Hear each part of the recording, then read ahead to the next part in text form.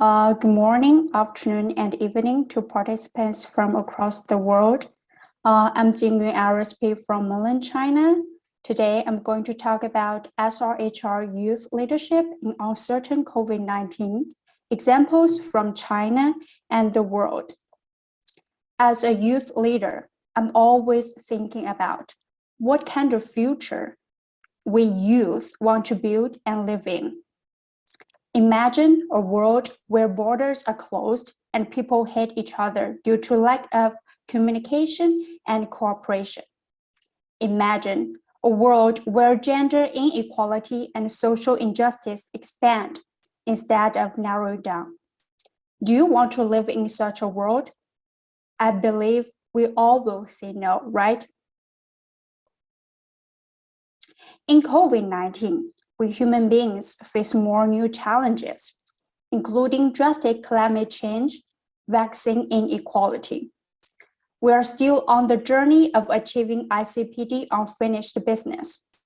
According to the data released by UN Women in 2021, globally, 245 million girls and women aged 15 years or over have been subjected to sexual and physical violence perpetrated by an intimate partner in the previous 12 months. In such uncertainties and difficulties, youth engagement and leadership become more important than ever, especially meaningful youth participation through South and South cooperation. Gladly, faced with such unpredictability, youth from China and the rest of the world, especially from Global South, have showed strong passion, commitment, and leadership to be change agents to make the world better. In China, there is a youth community called Movers China Family, where a group of youth from diverse backgrounds advocate for SDG 3, 4, 5, and 13 through workshop training, both online and offline. They showcase amazing initiatives on resource recycling, river cleaning, and women empowerment, etc. They train youth from rural and remote areas, skills in communication, advocacy, and employment, such as network building, storytelling, and social entrepreneurship. In marginalized LGBTQ+ community, I also see bold Chinese youth showing persistence to tell stories of transgender people to reduce stigma and discrimination against transgender community in Chinese society. Witnessing their passion and persistent commitment, I see hope for China's future. Similarly, in Uganda, a group of young feminists are working hard on gender-based violence, sexual and reproductive health, and social economic empowerment. They started MBO Gender Initiative, an initiative promoting feminist learning environment and access to justice. EGI uses community-based approaches as an internal part of a long-term strategy to strengthen the rural community's awareness and resilience on gender and sexual reproductive health. They empower rural women and girls with knowledge, skills, and other resources to improve their sexual and reproductive health responses, as well as their capacity to stop gender-based violence.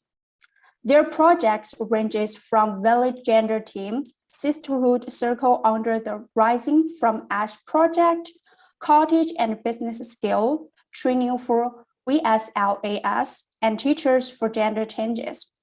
They aim at building the capacity of rural communities in Uganda to end gender-based violence and social health issues that affect girls and young women. Recently, they have completed a project called menstruation sensitization and offered insightful recommendations to policymakers to improve young women and girls' mental health in Cambridge. What a powerful action made by young women for young women. Youth leadership does not only present in the initiatives led by these brilliant youth examples I mentioned above, More significantly, it is shown in collaboration and communication among youth in Global South. In India, SATE, an eco-friendly hygiene enterprise, was co-founded by young leaders who studied in China, India, and the United States. SATE uses banana fiber to produce synthesized pad to make a positive impact for Indian women. Through university platform, another Chinese college students learned this innovative initiative, studied this sustainable solution, and wrote a report to expand this influence and inspire more Chinese youth to take actions like this. In my personal perspective, this is a miniature of South-South cooperation among youth on sustainable development.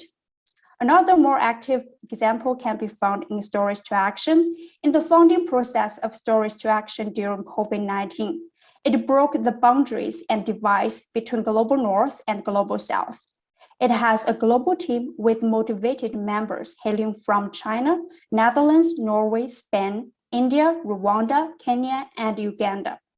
Stories to Action aims at amplifying youth voice on their sexual and reproductive health and rights to advocate for social changes. With shared vision and passion to build a more gender equal and SRHR friendly world, I believe youth from Global South and the world can collaborate very well to cope with challenges brought by COVID-19. However, youth's voice, action, and engagement need to be amplified to make this goal and dream come true. ICPD Unfinished Business is an unfinished business that needs more meaningful youth engagement, action, and leadership. Thanks for your time and attention. I also have a slide which doesn't have many information, but I would love to show with you. I think this is the examples I mentioned in my presentation. I've explained this is the Mover China family community, where many young people who can organize workshops to train other youth from rural and remote Chinese area about skills on communication, advocacy, and employment, such as network building and leadership and storytelling and social entrepreneurship. And this is all the SDGs that they aim at, 3, 4, 5, and 13. And there is also transgender communities called Trans Story for transgender people to share their stories to reduce stigmas and discrimination against them.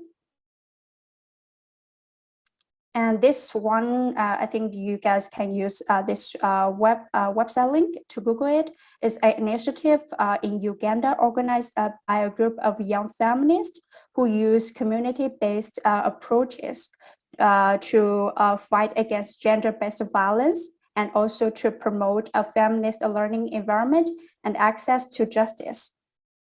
This is a social enterprise based in India, which is called SATE, and they use banana fibers to produce eco-friendly sanitary pads. This is Stories to Action, which is established in COVID-19 to amplify youth voice on their sexual and reproductive health and rise to advocate for social changes. I believe this is the future we want to build and follow the dreams. Thank you.